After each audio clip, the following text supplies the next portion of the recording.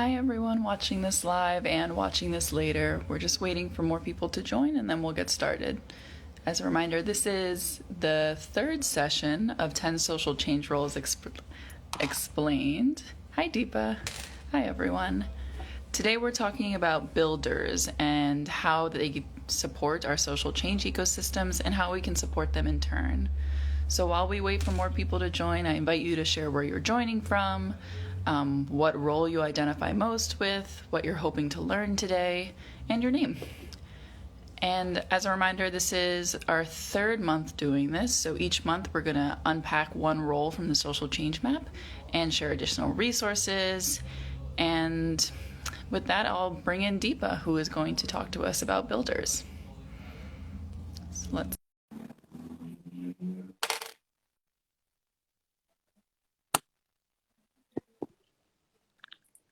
Hello. Hi, how are you? I'm good. Can you hear me okay? Yeah, can you hear me? Yes. Okay. Good. Welcome. Do you want to do a little intro? Yeah, I just want to say hello to everyone who is joining. Thank you and appreciate hearing from you all where you're joining us from and what role you identify as. Thank you, Catherine, for continuing to curate these conversations. It's really great to do them with you. And we are really excited that at Building Movement Project, we can have these conversations and unpack these different roles every month. We also offer workshops and sessions. So if you're interested in having your organization, your arts group, your student group learn more about how to utilize the social change ecosystem framework, just reach out to us and we'd be happy to talk with you about that.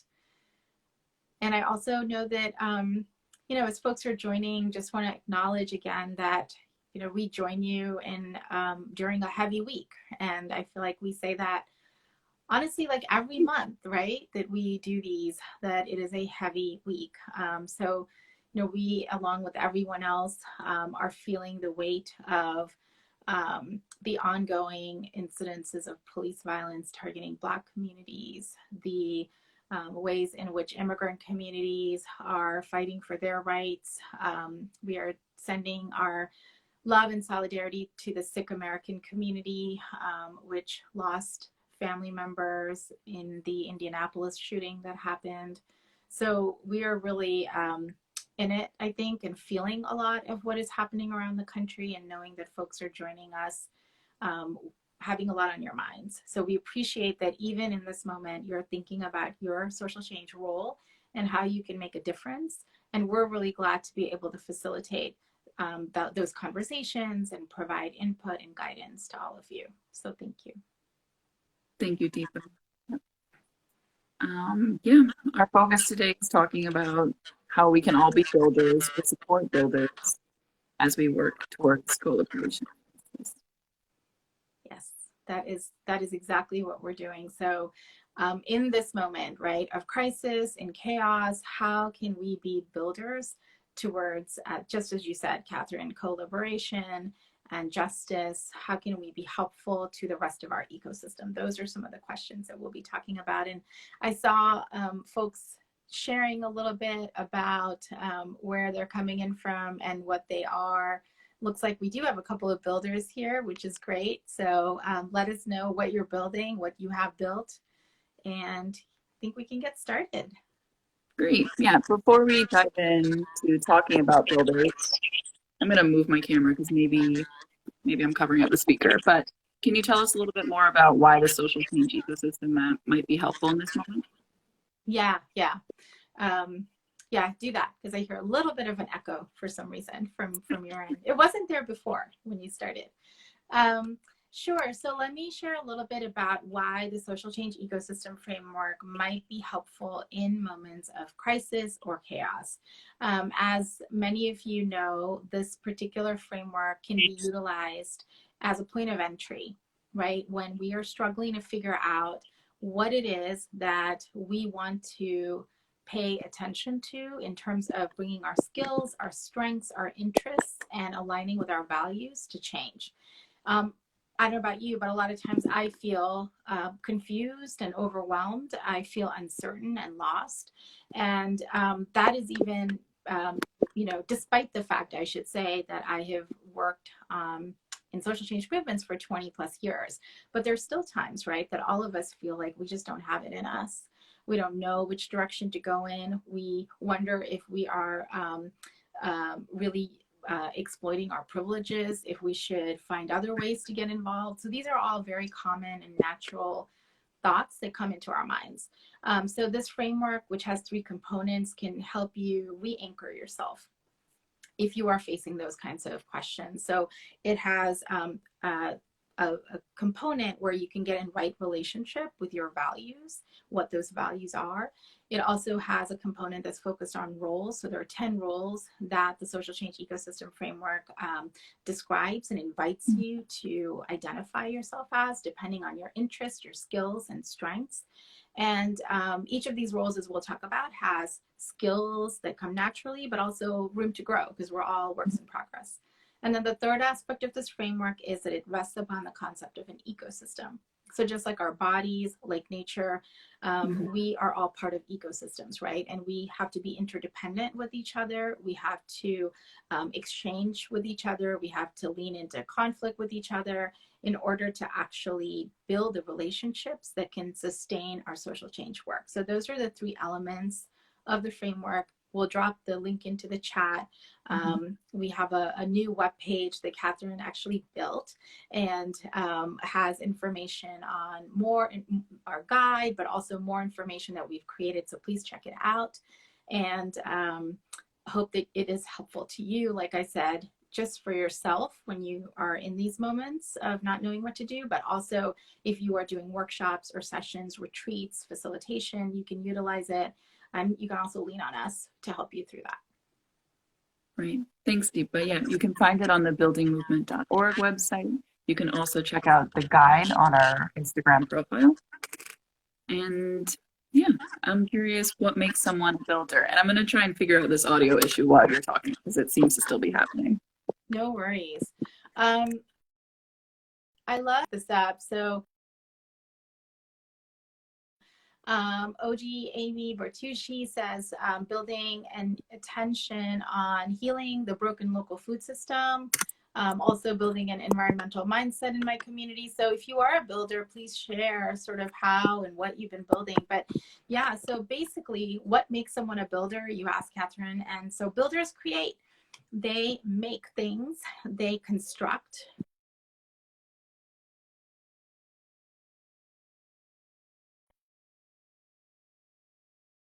That could be a project or a program. It could be an event. It could be an organization. It could be a way to build community. So what they're doing is actually assembling something, right, that did not exist before. And they're doing it in service to a vision that they really believe in, a social change vision. So when they're done with their work, when a builder is done with their work, something tangible exists that wasn't there before.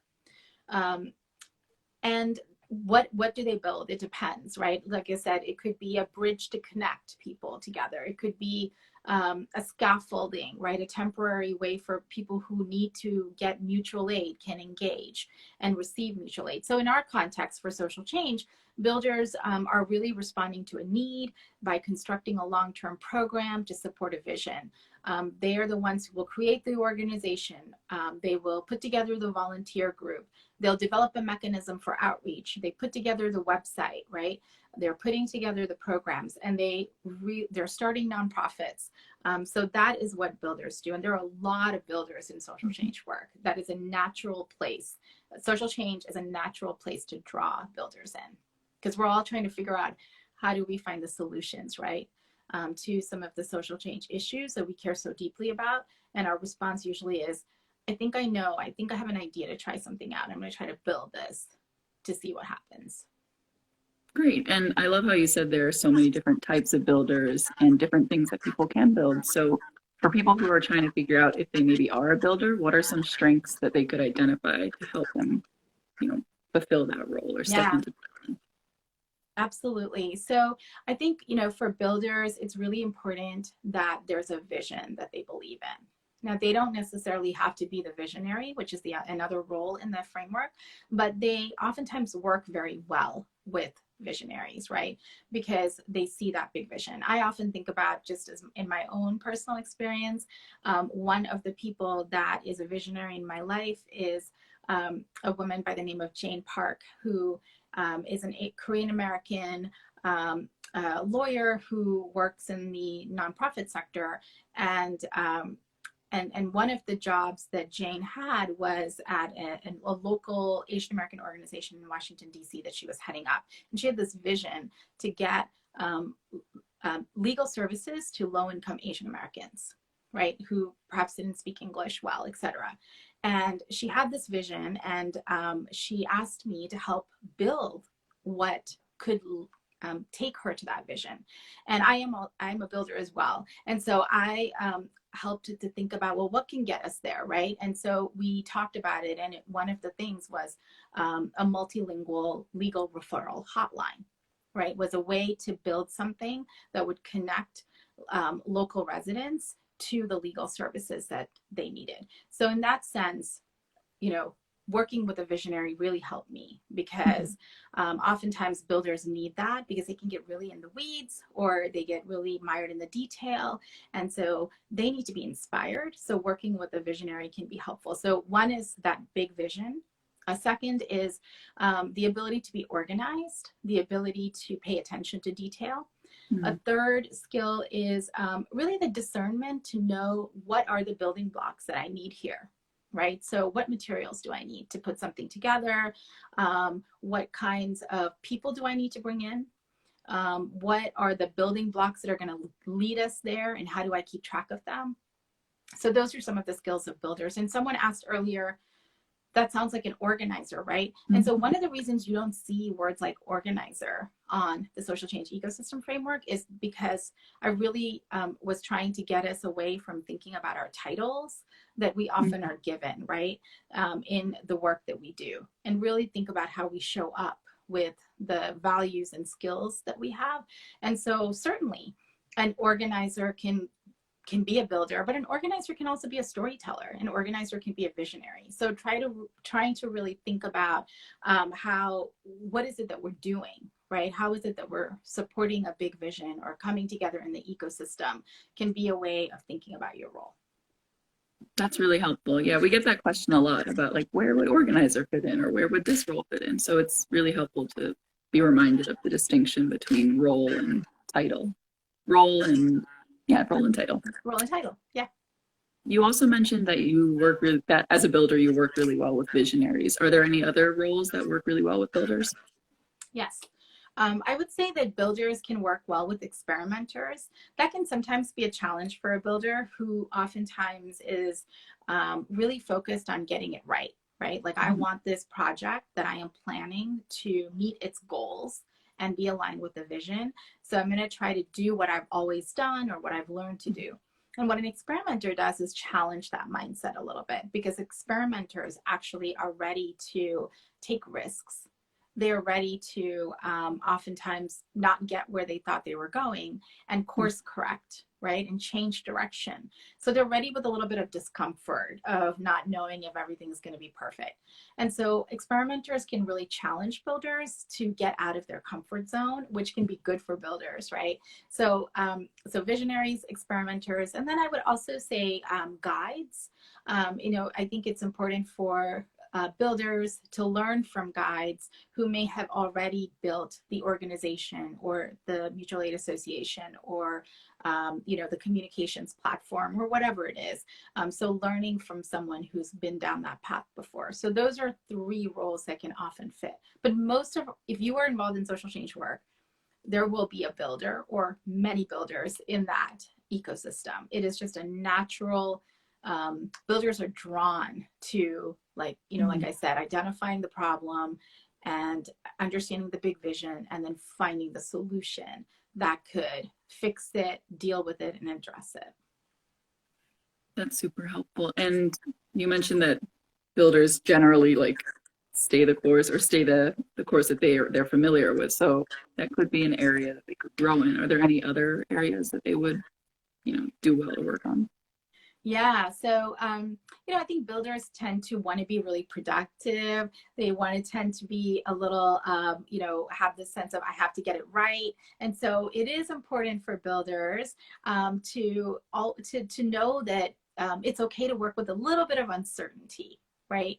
To know, like when I mentioned the multilingual legal referral hotline that I was helping with. The visionary that I was helping do that, I didn't really know, right, exactly how it would turn out.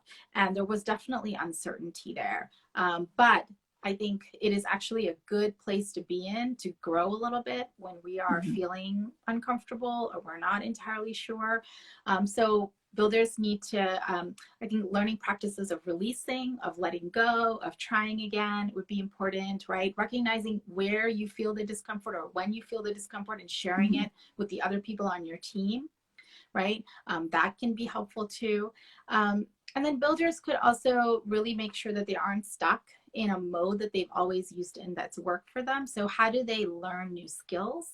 How do they keep up with new ways of doing things? That's a new practice. And then finally, a room to grow for builders is to really lean into thinking about becoming a visionary. Because builders oftentimes know so much about the internal details of project planning, they could challenge themselves to take the long view and to see the forest sky rather than just the trees, right? So that's a good evolutionary growth, I would say, for a builder to think about how to utilize everything that they've learned and really talk about the vision, the big vision. That's really helpful. And someone just asked in the chat one question that we're definitely going to cover. And I encourage other people to ask other questions if you have them. So just to lift up this question here, are there any examples of builders that come to mind and work that they've built? Yeah, sure. So I think that if you know someone who started a nonprofit organization, you know a builder. If you know someone who has put together a student association on campus or a volunteer effort, then you know a builder. If you have come across someone who has identified a gap and then put together something to meet it. So for example, I think about a lot of the people who are responding to the vaccine inequity crisis right now, right? So they're, one of the things that's been on my mind quite a bit is what is happening in my home country of India, where there is a really devastating impact of the pandemic right now. And people are trying to figure out how to deal with that, right? Both in India and also in other parts of the world.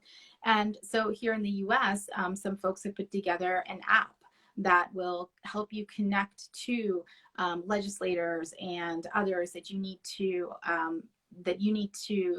contact in order to make sure that there is aid going to India, right? So building an app is an example of it. So people who are building coalitions, people who are, so it can be from the creative, like a communications platform or an app, all the way to a crisis gap, like a mutual aid association, to a nonprofit organization, right? Something that stays for a long time. So think about builders as when you're doing the crisis work, they're building scaffolding. So when you think about a scaffolding on a building, it's like a temporary platform, right? So they're holding it up because there's a crisis and they figured out what does it take to hold up this particular building while we think about the big picture. Or it could be an entire new organization, or it could be an app or something creative. So there's so many things that builders make and construct and assemble and put together, depending again on the context and also their ecosystem and the values that they're part of. Thank you for that. Yeah, it sounds like builders often create a lot of concrete physical things like groups or organizations, but I know that they can also be kind of less concrete and more based on connection. So that's really helpful. And so those are weavers usually, right? I do think builders, you're right, actually are leaving something behind that's tangible, that might be something that is usable, that didn't exist before. And for folks who are like building connections, connecting resources, I think of those more as the weaver. You're a builder though, Catherine. Do you agree? I'm trying it out a little bit.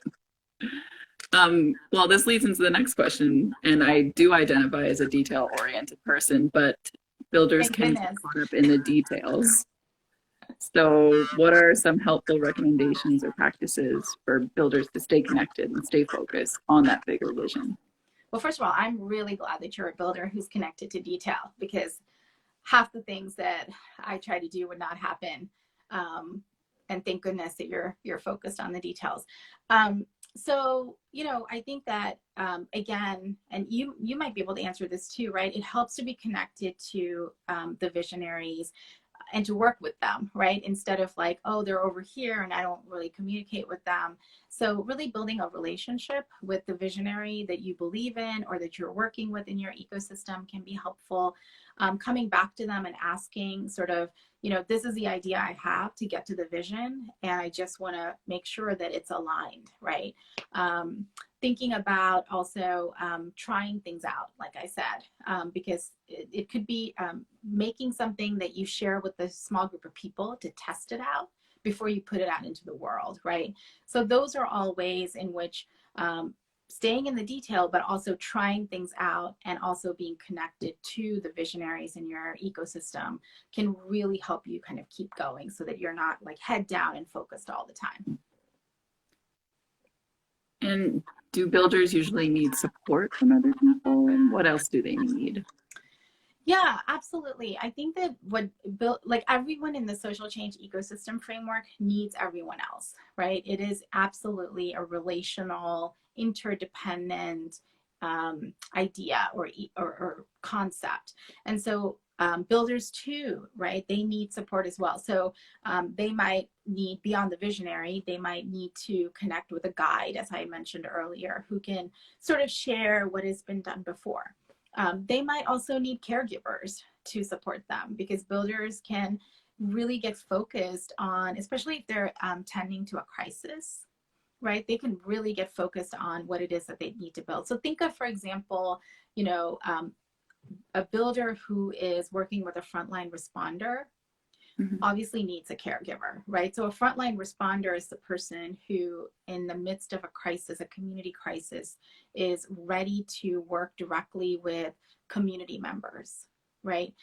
Thinking about what they need, getting resources to them. The builder is the one behind the scenes sometimes who might be building out the mutual aid association, who might be working with the Excel spreadsheets, who might be creating the web page that people go to. And so builders could absolutely work with frontline responders in a crisis moment, immediate moment, and there they would need the support of a caregiver or healer in order to make sure that their spirits are up, and they're also dealing with any sort of vicarious or direct trauma that they're experiencing by being part of a crisis response.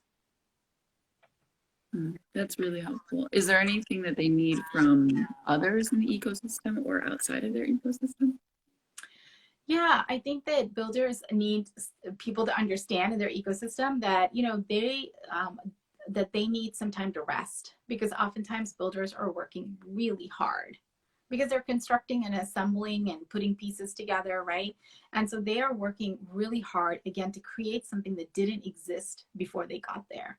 And that's a lot of time, that's a lot of work, that's a lot of energy. And so I think everyone in the ecosystem, and again, like I said, you probably know a builder if you're doing any sort of social change work, because there's no hierarchy between the roles, but I would say that almost every ecosystem that is focused on social change does have a builder in it, because a lot of things don't happen without the builders or the engines of some of the work that happens, right? And so I think everyone in the ecosystem needs to think about, okay, can't just take the builders for granted, right? Also need to check in with the builders to say, we know you just finished a project on X. What do you need before you can transition to Y, right? So thinking about asking those questions, especially if you're colleagues with or working closely with a builder. That makes sense. And I like how you brought up the hierarchy aspect of the map. And it kind of brings me back to a point that you lifted up earlier about how builders can evolve into visionaries. And I'm just curious if that's something that a builder should strive to do, or is it just something that naturally happens? I think that depends on the person. You know, I don't think that I don't think that all of the roles have to evolve into another Mhm. role, but I think that that's again a way that we can challenge ourselves, or it's a way for us to, if we're getting tired of playing a role all the time, to think about moving into another one. And again, that evolutionary path requires us to be really self-aware, and it also requires us to work with a guide, right? Who is sort of a mentor who can help us figure out, well, what are the steps? What are the skills I need to learn in order to move from being a builder to a visionary, right? And Mm. so not everyone has to take that step, and it could happen in different times in your life. But I think it's always for builders, because they know the intricate details so much. You know, I built the app, I built the organization, I built the mutual aid association, I built the way for us all to connect on a platform, you know. So because they know all the intricate details, I think for builders, how can they share that out, and Mm. how can they think about what it means to lift it up to like a higher, what is like the what is the word that they say, like the high foot view when you look down and see it? I don't know. Bird's Thanks. Bird's eye view. What is a bird's eye view? But I will quickly say also that one of the things that builders can really think about is sharing their knowledge, eye. Hmm. because they know how to do something. So how can they put down on paper, this is how I did it, so that others can actually take it on as well in the future or replicate it. That's great. Thank you so much for sharing that. And I have one question that came in that I just want to pull up. And it isn't specifically about builders, but I think it kind of touches on like building towards a future where we don't have to choose between sustaining ourselves and working towards social change. So, are you able to see this question that I I'm just pulled up? not, sorry, can you Oh, read I'm it? sorry. It says, how does one dedicate their career to social change but still make money and get by under our current system? Like, how do you? And It's yeah, I think it really, ties really, into building a future that yeah. it's equitable. That is a really good question. I mean, what you're speaking to is the fact that the nonprofit sector, the movement sector, if you call it a sector, is not necessarily conducive, right, to making a living, especially depending on where you live, what kind of city you live in.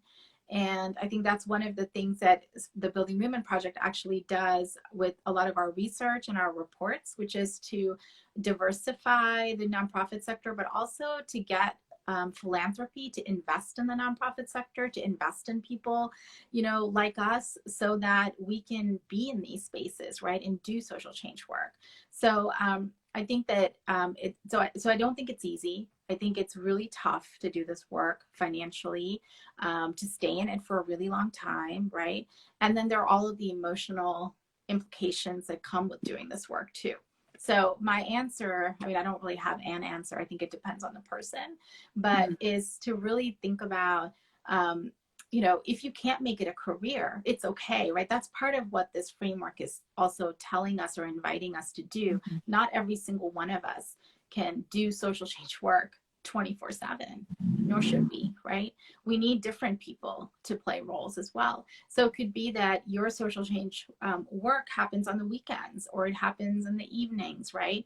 And it's really focused, and because you don't have a ton of time, so you're really focused about it, you know exactly what the goals are, you've got your ecosystem, and you're doing what you need to do to kind of be in service, right, to the ecosystem. So so I don't think every single person has to be in like these sectors, but for those of us who choose to do that, sadly, right, like I think we have to kind of come to terms with the fact that it's not necessarily going to be careers that are going to be like lucrative, right, necessarily.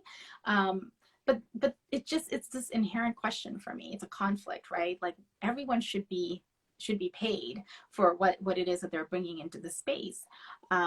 So this is where I think we have to make all these interventions with philanthropy and the sector to make sure that social change work is something that people feel like they can actually go into, and it doesn't leave people out because of the ways in which it's structured around pay and other equity issues.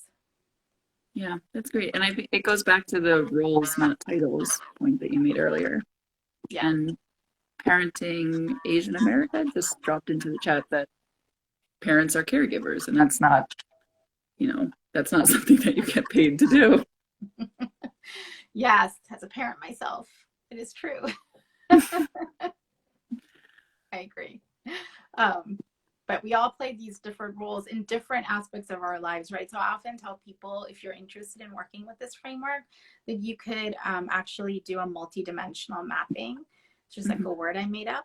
But what that is basically is to map yourself out in different ecosystems. So how do I show up in my family ecosystem?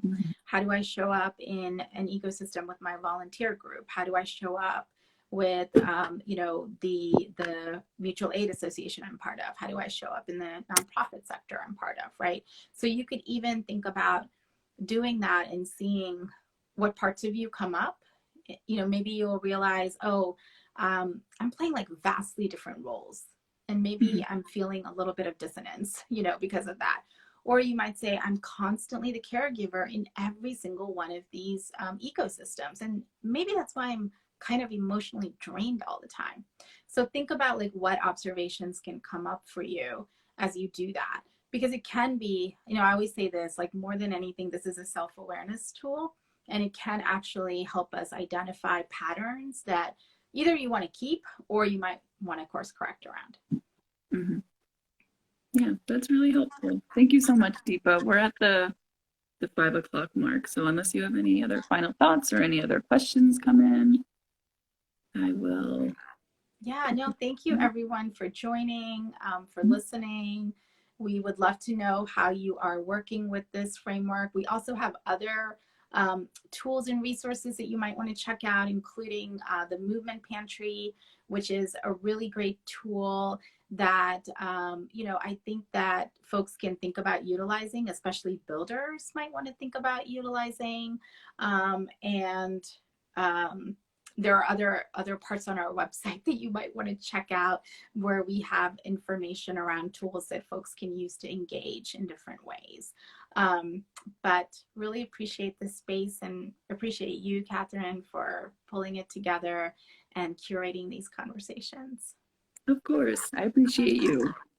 And thank you so much, everyone, for joining us. A lot of the links that Deepa mentioned are also in our link tree in our bio, so you can check out all the guides and maps there.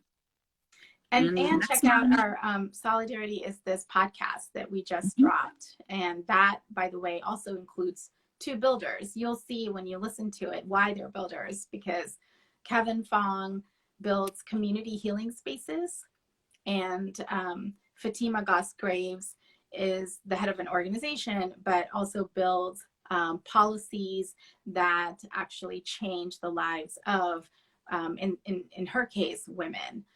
Which is a population that they work with. Yeah, and that ties in perfectly to next month's role, which will be healers. And I'm so sorry for my audio. I don't know why, but thank you again for talking with me and for explaining the builder role. My pleasure. Thanks, everyone. Take good care. Bye. Bye-bye.